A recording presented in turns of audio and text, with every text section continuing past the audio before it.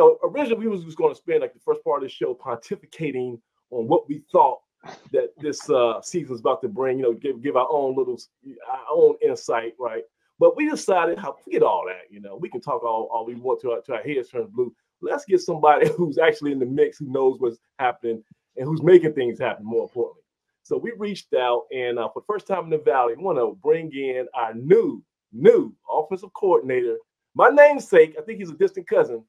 My man, Coach David Marsh. We bring him in here. Coach Marsh, can you hear me? Yes, sir. I got you. Oh, we had him, and then something happened. And you start clapping. He's working on his pump fakes. Yeah. You know what? That's going to be his mantra. He's going to keep people on their toes, man. When you think you're going left, he's going to go right. That's you guys got me? There we are. We got you, Coach. And listen, we are so. There he is. There he is. So look, we're so excited about this football season. We're a bunch of geeks out here, just troublemakers.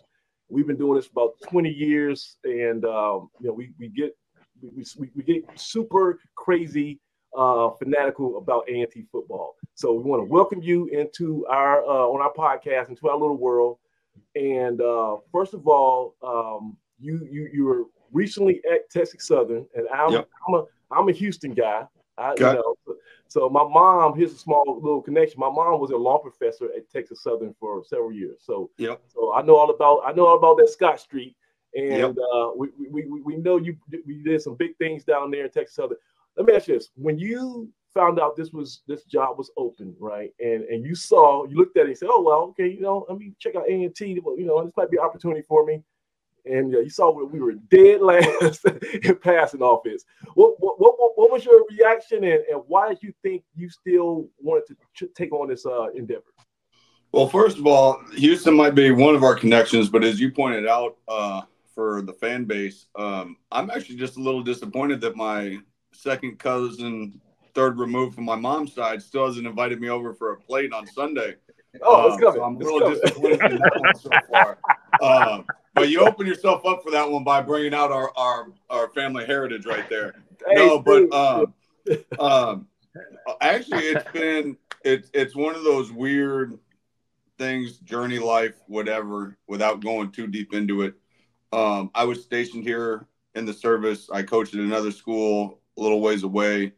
And so somehow North Carolina has part of my life. So it was that, but also just the history and the heritage of this school, football wise, and the pride of Aggieland, just the whole namesake that goes with it. So it was just one of those things when I heard about it, and I didn't even hear about it like right away, just with the changes and trying to take care of our kids back there with the changes there. And so it was an opportunity kind of to come home, where most people go away and they think of their alma mater as where they grew up. Well, my service was here. So to me, I grew up here in North Carolina. So it was an opportunity to come home. And then I'm also a big person in relationships. So I wanted to make sure I was comfortable with the people I was going to work with, because it's the same thing, not getting detailed with recruiting, but it's the same thing with recruiting with young people and just like U3 and just like our fan base is, you have to go away to school and you have to live there. So it's not always just about football. It's not just about this. You have to live there. And so to me, learning about Greensboro, and then about whatever it is, 6 months on the job, 7 months on the job, it's one of the best decisions I've ever made. This place is unbelievable. I was very fortunate. I met Coach Hayes earlier today. So I got to spend some time and get to know him and learn even more about the history and the heritage and stuff like that. So it was really special to have you guys invite me earlier this week, meet Coach, and then get on here today. So it's just been, I wish I had time before this gets over to get over to the gas station, maybe get some lotto tickets, because I'm kind of feeling my luck today. And I might have to roll the threes tonight with that one being the third one of the week. Yes, No, it was just one of those things that it's in his hands, and I'm following that path, and it worked out, and it's been a blessing. And this offensive staff, not taking away from the other side of the ball, but I work hand in hand with this offensive staff all the time. And it's really fun because they're just a bunch of ball junkies that care about kids. So, and that's at the end of the day, what we're still in this for is about these young people that we work with and football. So it's been really fun to be here. And then just getting to know this area and finding some places to eat, which anybody that's out there in the chat right now, I'm going to be screenshotting the chat. So make sure you guys are telling me where to get a plate since my cousin won't invite me over. Hey, it's coming. You don't have to worry about that. Hey, so Coach Marsh, so the guy in the bottom right-hand corner, Doug Brown, he's a legendary A&T wide receiver. He played on the gridiron, and he had a question about the quarterback. So Doug, you want to talk to him about the quarterback battle camp, right? Yep. Yeah, Coach. So we know you have coached some talented quarterbacks throughout your coaching career. Most recently, Mr. Booty down at Texas A&M, who's now at Alabama A&M. Talk to us about the skill sets that you look for in the guys that you coach, and more specifically, the skill sets in the guys in the quarterback room that you have right now, and how your talents are going to try to bring out some of the best of their talents. I'd like to say my greatest asset is not being stuck on just doing one thing. I want to play to the strengths of getting our best 11 players on the field as much as possible, and then getting the 12th, 13th, 14th guy on the field. That if I don't want to line up in the wishbone, if our three running backs aren't the best three running backs in the league, but if we have the three best running backs in the league, why don't we get into some wishbone stuff or something along those lines? But with that correlates to the quarterback is I want to always have volume enough to adapt to what their strengths are, and then try to do as much as we can to hide their weaknesses. No matter what level you play, you're always going to have to do some of the stuff that you're not very good at just because of the way the game's played. But the biggest thing is we're always trying to find guys that are going to be athletic enough to overcome bad plays and use their legs to get out of it. Doesn't mean we need a running quarterback. But at the same time, my first year here coaching in North Carolina, our quarterback led the nation in rushing most of the year as a quarterback and finished, I think, second overall. So we have done it with running quarterbacks. We've done it with passing quarterbacks where we throw for several thousand yards. So we try. The greatest thing that we're always going to try to do is adapt around our personnel and kind of remold the offense. Not rebuild it, but remold it every year to adapt to what they do best. Quick game, play action, checking plays, pro style play action stuff. Whatever it is, we want to be able to adapt to their strengths. And Coach, I know you. I mean, when you took over this job, you looked at the roster, and you also did some recruiting. You had your hands on recruiting also. But right now, from what I've seen, the few days I've been able to stop by camp, this quarterback room is stacked, man. You got a wildly sage veteran in Justin Fomby from our place in Houston. He came from Houston Christian, and then you had the incumbent guy here, sophomore Kevin White Jr. Then you guys brought in a big time transfer, Noah Sanders from Delaware, and I'll tell you, maybe one of the surprises of camps has been Braxton Thomas, the true freshman from Florida, who looks like he's about 25 years old, like he's been here before, and the way he's been picking up things, and I know he was getting second team reps a couple of days ago. Then you have some walk-ons. With so many talented guys, and each of them have their own little skill set. How do you keep everybody happy? There's only one football. I mean, that's a good problem to have, but how do you manage all that? I guess that's why they still call us coach. And I know that's overly simplified, but it comes with the territory. It's something that we try to take pride in. I know everybody looks at it and you see a lot of the Power 5 money and some of the stuff that floats around in major college athletics now. But it's still the questions that you have to have at the FCS level. And really, I hope you have it at every level. And I think Coach Hayes said this earlier today of never cheat the game. Otherwise, bad stuff is karma, whatever it is going to get you. So I'm a big believer in that Coach Hayes. Yep. I've always believed in respecting the game. Is to me the best guy's going to play. Sometimes that's two guys because they're equal, and we have to find out in live bullet situation who the best player is. But it's also having the honest conversations with them. Not not having the discussion period, but also is as much as I don't think a lot of people do it anymore, I'm going to rip the Band-Aid off when it comes to the conversation. We're going to be honest about it, not demeaning or any of that old school way of doing things, but we are going to have a discussion and everybody's going to know where they are. But the biggest thing is I want to put them in situations that aren't also easy. I want them to grow in the areas that they're not very strong in. So if this is your greatest strength, I'm not going to always just put you in that situation. I'm going to try to put you in the situation of things you need to develop, and then vice versa with the next guy. So we're always going to talk about those scenarios and work through those and try to have the open and honest conversations.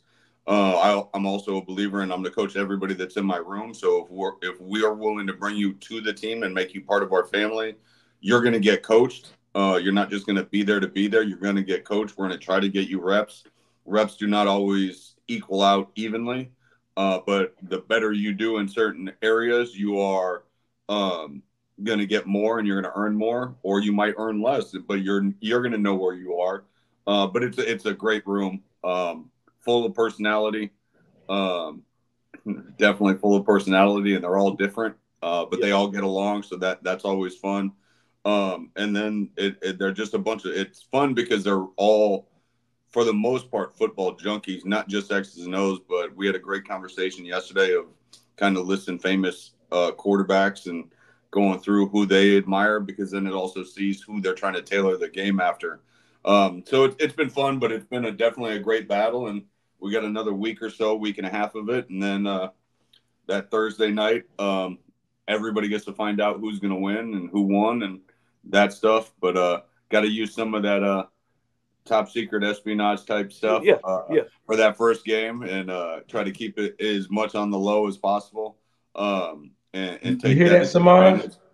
So, listen. He's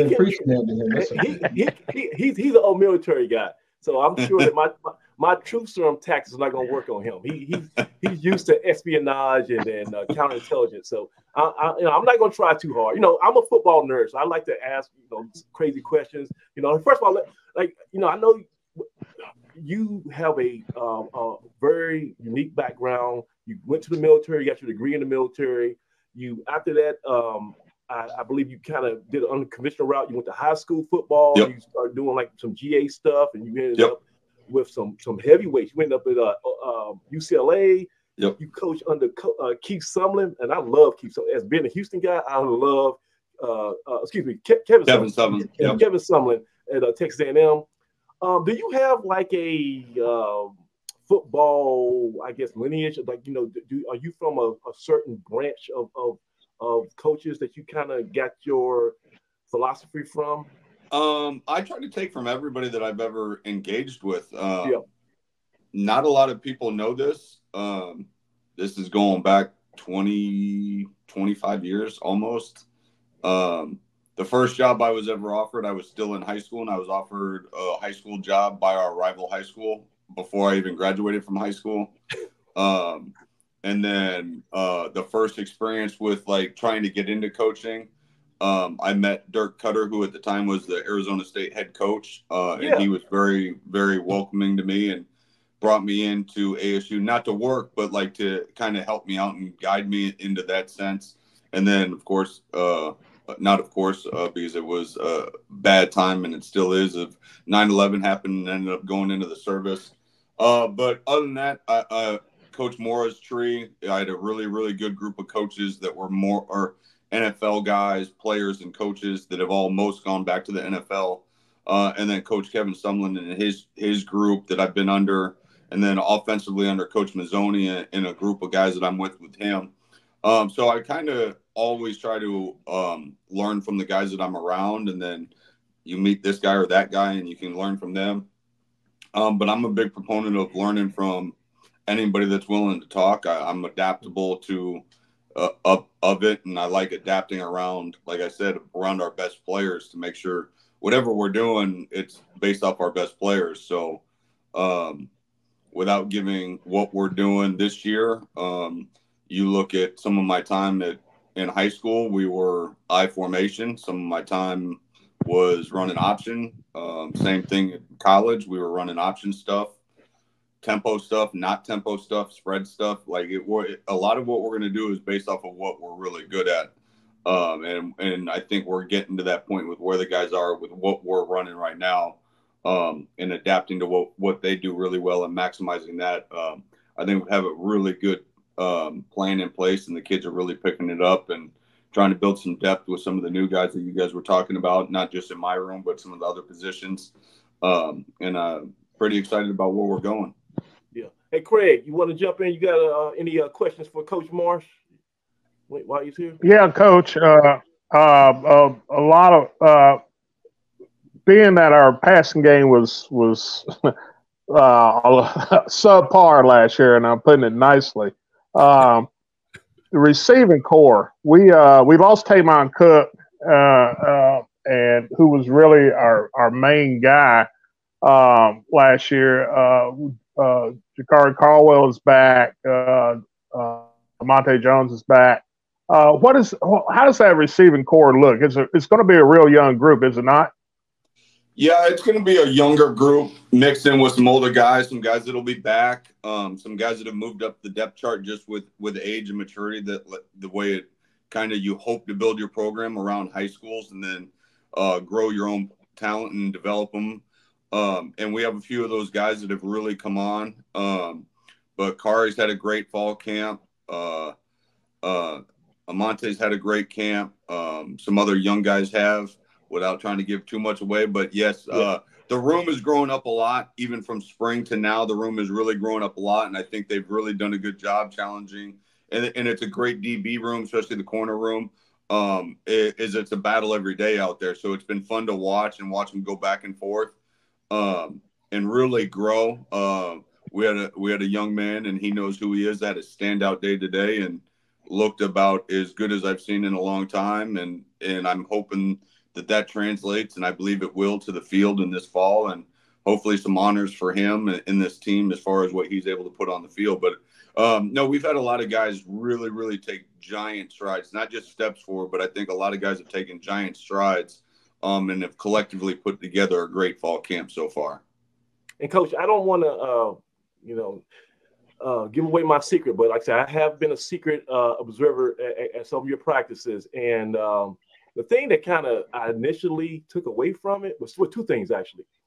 This tempo, the speed, and not just, run no huddle. Everybody can do that, but just the amount of things you got done in a 2-hour practice period. Just everyone knew where they needed to go. Nobody was lollygagging. And it was almost in unison, almost like a herd. Just animals, they just always just know where to take off, and every ounce of that practice field was always occupied doing something, right? And also so it was real organized, and like I say, this the pace of it. Like, man, I was trying to write some notes down. Y'all already doing another team drill or something, right? Yep. And then the second thing was communication, and it wasn't just you barking out orders. It was players coming off the field, off a rep, communicating with one another. Yep. Justin Formby, if you want to, paint a picture of a college, like a franchise quarterback. Yeah, I'm not saying he's going to be a starter. I'm not trying to give anything away, but he just has that presence where he's the older guy in the room, and you can see his leadership abilities just up close and personal. And he's talking. Guys are, making sure you got the right assignment. I heard somebody say, man, you got to get in your playbook. You missed that thing. You got to get in your playbook. I've never heard that much positive chatter, this eavesdropping. So is that something that you're aware of, and that it's something that you try? Oh, yeah.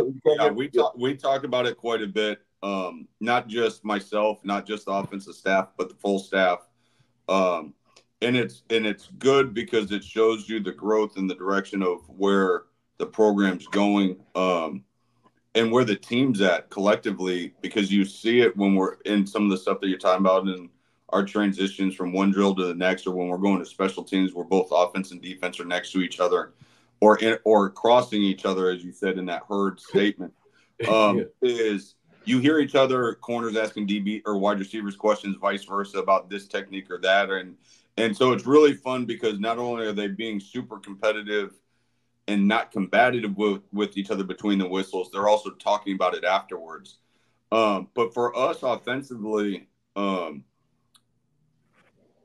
thought process in what we do, we always preach, and it's funny because you never know how much people take from you when you're in this profession. As you were asking about my coaching tree, is I'm a big proponent and don't use 6 words when 3 will do, and don't use 3 words when 1 will do in everything we do. So everything we do, we're trying to streamline so they can communicate in as few words as possible, but we got to get everybody to use the same word so we all know what's going on. And so it's everything we do is preached on that. And so whether it's a concept, a route, a signal, this, that, or the other, everything's 1 word, maybe 2 at most. So we can get it done quicker, but also everybody knows exactly what we're talking about. But also within what we're doing, we do a lot of big brother, little brother program stuff with older players taking on younger players to kind of guide it when they're in the same position. But we also preach as an offensive staff, as soon as the series of plays or whatever it is, they are supposed to communicate with each other before they communicate with the coaches. What did you see? What did you do? Why did you do this? Why did you do that? We were running this, not that, which is probably where where the comment of getting your playbook came from. It was probably an older brother telling the younger brother, hey, dude, we went over this. It was installed 2 days ago. Like, come on. And that's a culture. That's because, like, right now, you don't want to be the guy who's the class dunce. That's not cool. Because you're probably gonna get left behind. It's so many position battles, and also that tone is set. Like, this is the way we're gonna do it. You know, this is how things are gonna get done. Yep. So and it's fun. And as a coach, those are the things that you get excited about because you see the growth from it, and it's not just having to be coach led or pushed or whatever. But I think that's the history and the heritage of this program is there's been a lot of winning here. There's a lot of community involvement, fan involvement, alumni involvement. And so I think the standard is something that is known by the young people that are in our program, and they are working to it. So it's a beautiful thing to watch. It is weird as that sounds. It is like, as a coach, those are the things that you look for, and it's fun to watch our young people do that. And I got a quick, Doug, I'll throw it to you real quick, but I got a quick football nerd question. So when you got here, you know, we had I call him Rapping Ron Mattis, our big offensive line coach. Oh yeah. Right? And he's been successful every stop he's been at, and he's kind of built a powerhouse with the offensive line. You know, he just reloads. So when you come in with your system, I know you're adaptable, but do you say, you know, coach, you know, whatever you've been doing, I can incorporate that, or you say, coach, I need you to understand, I want my blocking schemes to be like this. How does that mesh when you bring a system to a existing position coach? It's a give and take. Crazy part is I've had to do it at every stop I've had. And I've also coached the O-line when I was at UCLA. For a time when our O-line coach wasn't with us. So I've had experience in the room, so I can have those conversations with them. Ironically enough, from the day we met, we both have a certain viewpoint on some of the O-line techniques and schemes, I guess you could say, that are almost identical. And so when you can hit it right off the bat with some of the base stuff, seeing it exactly the same way, it makes the rest of the difficult conversations of like, I want it this way, I want it that way type thing. But it's a give and take. And to me and I think this comes down to kind of leadership within still being a team player of there is going to be blame on whoever has the marker last, AKA the coordinators. And rightfully so. It comes with a title. It's also like I talk to the quarterbacks about all the time. You're going to get all the praise and all the blame. So it's we hit it off the bat, but it's also we're going to have discussions of playing to the strengths. And if his strengths is teaching this way, I want him to be able to teach to his strengths. So I want to teach it that way, and I'll adapt. But it's the same for every position. Coach Poole, Coach Bankins, Coach Barnett, our new tight ends coach.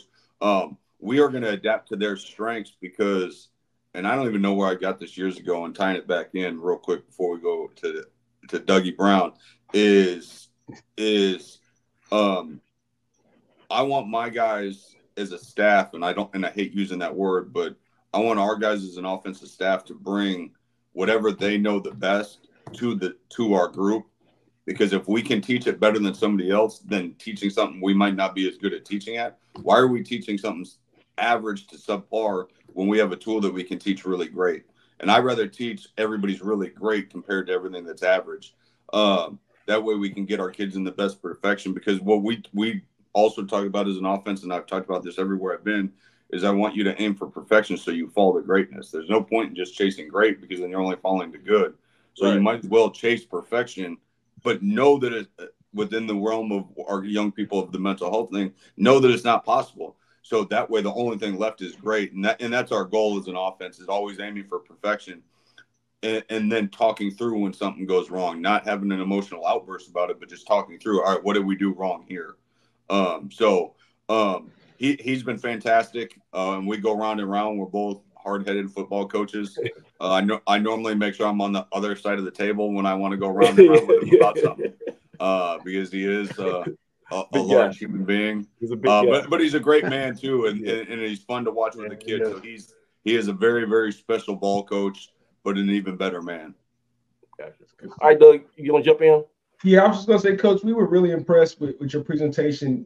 I guess when you first showed up in February and spoke about the recruits, you seem to have a vast knowledge about those guys and kind of where we stood as a program. And even though you'd only been here just a few days or a few weeks, it's been a fast 6 months. But tell us, what has been probably your biggest challenge or something that has been an obstacle for you since your time here in Aggieland? Okay, I'm glad you specified that very last statement, because I was about to give you an off-the-wall statement. I want both of them. Yes. Okay. Where I live, I don't know how this has happened, but every gate in my complex has been broken either all at the same time or like at least one at a time has been rebroken. And so I'm having to learn new ways to get to and from work, because I'm having to go out different gates all the dang time. So that's probably been the most unique thing I've had to adapt to. That I've actually just started riding my bike to work, because I can go right out the back exit. Wow. But no, it's been fun, but it's probably and I know that's I don't even know how to word this right. And again, there's the enlisted Marine in me. Not that smart. But it's the pride. It really is. And I was trying to find another word to use, but it really is, plain and simple, Aggie pride. It is. I'll be out in town, and I normally don't like go out in the house much or whatever. And it's really fun to see how involved the community is with the school. And it can be anybody. It can be alums. It can be just random people. It could be people working in random jobs in the area. I could be out to lunch and they might know who I am and they'll come over and say hi. I've met a couple guys when I've been just out to eat a couple times at lunch in the area. A couple alums from the 60s and 70s that would just end up sitting with me for lunch. And not knowing what I did for the school, but just knowing that I had the hat on or the shirt on, and they'd sit down and we'd start talking. Just the pride in our community, from the alums to just the locals. The locals are even proud, and it's kind of like how I have the pride of North Carolina, considering how many years I've spent here. So it's a really, really fun thing to see for how big our school is, how nationwide and worldwide our school is, but still have that kind of small town family atmosphere to it. Right. And then you coached at Campbell, and you like I said, you were at Texas Southern for 4 years before this. And trust me, Texas Southern is a great school. Campbell's pretty sure a good school. Well, if this thing at A&T gets rolling, if you guys can get in here and get this thing rolling, hey Craig, paint a picture of what it's going to be like for Coach Marsh and this new staff here. If we can, get some momentum. Shock the world a little bit. Just tell him, because Craig's seeing it all. He was one of the first season ticket holders at Aggie Stadium, which is now Truist Stadium. So Craig, paint a picture to Coach Marsh what he's getting into if A&T football is really back. It is electric. It is beyond. It's people talk about the Ohio States and the Alabamas and all that, and they got great fan bases, but there's nothing like an A&T fan base that's been energized. It is a madhouse. It is a true madhouse. You will not you guys get this thing rolling this year, you will not be able to walk out your front door without somebody, coming up and just introducing themselves to you and patting you on the back and letting you know they're A&T fans are extremely passionate, and they appreciate a winner, but they love championships around here. Yep. So yeah, you'll get to see that early on. Your first home game against Winston-Salem State. Take a few minutes during warm-ups and just take it all in, because it's gonna be on. It's gonna be on. That game is gonna be huge. Yep. I already know what's coming. I've been warned. I've been warned by everybody and their cousin about it. I'm excited about it, to be a part of it. There's nothing like GHO, and there's nothing like Aggieland, but that's my favorite part of my life/career, that I get to sit back and watch. Like, we're all college football nerds, like, just plain and simple. The fact that I get to be there and be a part of it is one of the most special things. And growing up watching college football, there's nothing better than our traditions that we have in this sport. And I can't wait to learn and be a part of the new ones here in Aggieland, because I know we have some great ones. And hopefully when we get this thing rolling, when we get this thing rolling again here in a few weeks, we can ride out and we can take our show on the road all over this East Coast that we're going to be up and down. And I know most of our games are only a couple hour drive from each other, so it's going to be pretty special this fall. And Coach, you got to understand, we were 1-10 last year, and when I tell you we had the worst passing offense in the country, that's not exaggeration. Like, we were getting, like, some games 18 yards passing, right? But to Ashley Corinne, to our fan base's credit, we were 1-10 last year, and then this year we sold out homecoming in like 12 hours, right? Yep. And we're on the verge of selling out that Winston-Salem State game, and it's all about just the optimism, that hope springs eternal. And then also guys like yourself and Coach Jay-Z, we got this fresh infusion of young coaching stalwarts who gives us that confidence that, these guys are working hard. They're going to do everything to turn it over. And Coach Brown, he's such a it's one thing about Coach Brown. Maybe you can give us some insight on this. It seems like he wants to be a CEO, right? Like, he wants to delegate. Because I know when I talked to Coach Jay-Z earlier, he said that basically the defense that we run is Coach Jay-Z's kind of like his little Frankenstein monster that he put together. So when you got here, did Coach Brown say, I definitely want to do this and that? Or did he say, look here, I trust your resume, take over, just be successful? How did Coach Brown kind of handle that For me, it all started, like I said, relationships. We started by getting to know each other. He wanted to know my philosophy. And one of the things most people want to knock is, because I've been around the air raid tree for so long, they think air raid, throwing the ball all over the place. I don't think I've ever been out of the top 3 in rushing in any year I've been an offensive coordinator in our conference. So, like, for me, thank goodness. Otherwise, I think Coach Mattis would be breaking that table. No, we like, I'm a believer in running the ball. And then Coach Brown believes in running the ball. And then he is a big proponent of open dialogue with that stuff. He's going to give you his input. But he's also going to let you run your side and be the head coach of your position, head coach of your side of the ball, head coach of this phase or head coach of that phase.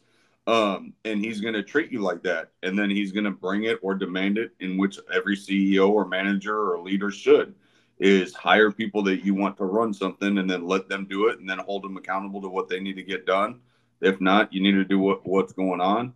But it's a fun organization. And I like having a defensive guy.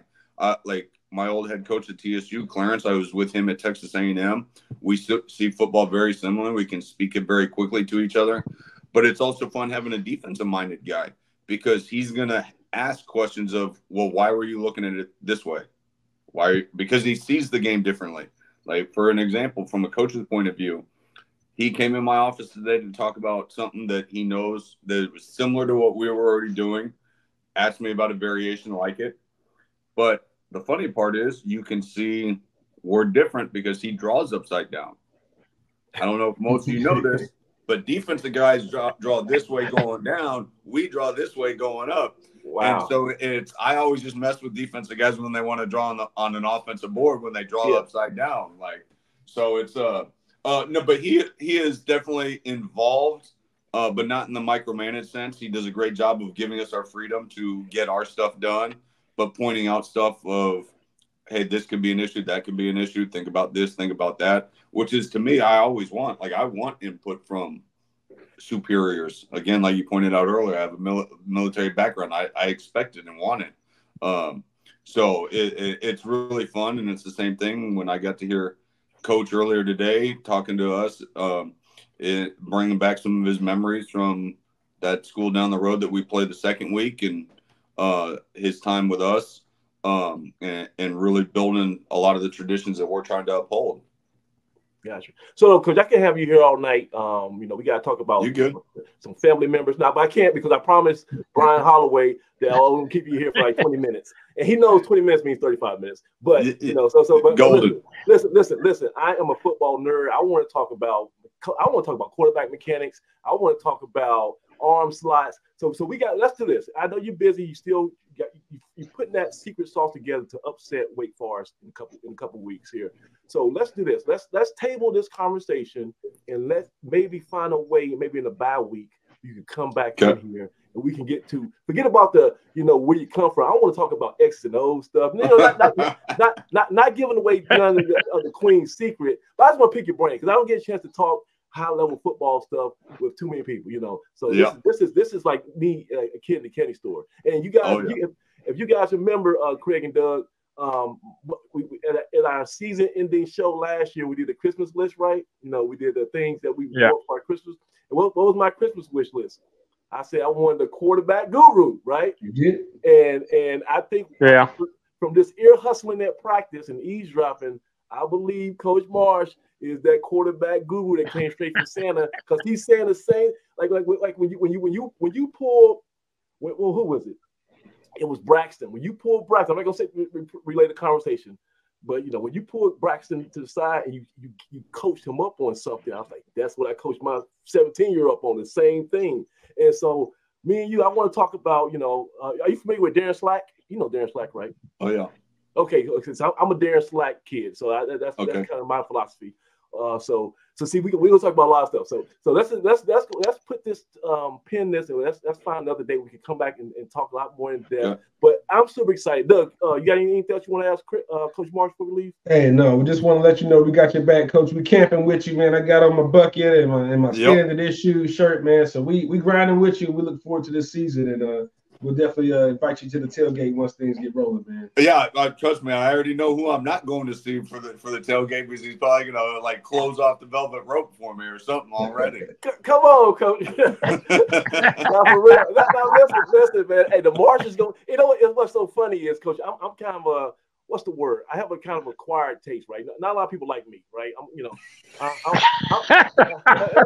real. So listen. So I'm always giving A&T a hard time. I'm like, come on, we need to do this. We need this yesterday and all that. And so when we had the coaching vacancy, right, for the offensive coordinator position, I was like, man, it's been 25 days. I was like the lady in Zero Dark 30. I was writing on the board. It's been 15 days since we, so I was kept on, pushing the A&T to make an announcement.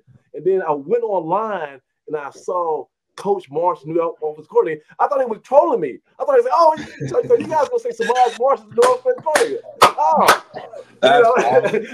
so when I saw David Marsh, I said, "Okay, now he's the real guy." So, listen, I'm super excited. I can speak for everybody here. We're really in the small time you've been here, we're really impressed with everything you've been putting together. I know you guys are working hard, and just want to wish you best of luck for this season, which we think is gonna, shock a lot of people. I'm buying into it. Me too. So, and so the kids, and hopefully it does. But just all of us Aggies got to stick together, keep moving forward, and get our young people to where they need to go. And then, you know, that parking lot's pretty big, and hopefully we're full all season long. Yes, sir. Yes, sir. All right, Coach. Until next time, we'll let you go. And thank you so much for coming back, and we will see you again. Definitely. Thanks, Coach. Awesome, guys. I'll see you in a few Appreciate weeks. it, Coach.